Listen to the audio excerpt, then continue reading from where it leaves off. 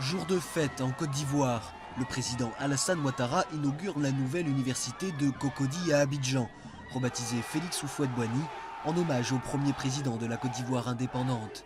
C'est le premier grand chantier de son mandat et une réussite alors qu'il avait dû la fermer comme 4 autres universités publiques suite à la crise post-électorale de 2011.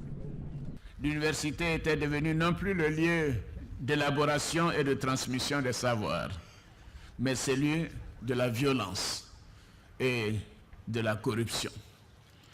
Plus de 160 millions d'euros ont été investis dans 5 universités de Côte d'Ivoire. Les travaux énormes ont duré plus d'1 an. Tout a été dégradé, tout a été dégradé. Tout a été volé, les câbles électriques ont été volés, les tables ont été volés, les matériels didactiques, tout a été pillé. Il fallait tout reprendre. En position d'accusé entre autres la FESI, le syndicat étudiant proche de l'ancien président Laurent Gbagbo. Aujourd'hui, il assure avoir fait le ménage dans ses rangs.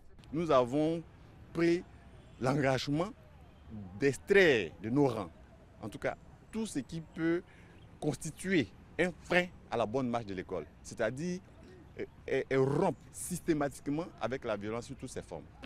Ferdinand n'a pas pu rentrer en licence à cause de la fermeture de l'université et il a perdu 2 ans d'études. En attendant la reprise des cours, il a un peu travaillé dans l'entreprise de son frère, mais espère un jour devenir chimiste. Je suis content de recommencer à étudier, même si ce sera difficile. Parce que, surtout pour les filières scientifiques, comme la filière que je fais physique-chimie, lorsque tu t'écartes un instant de l'étude là, pour reprendre, c'est pas facile. La date de reprise des cours n'est toujours pas fixée. Plusieurs dizaines de milliers d'étudiants sont attendus cette année dans les universités, autant de jeunes qui pourront contribuer demain à la reconstruction d'un pays qui reste marqué par la crise de l'an dernier.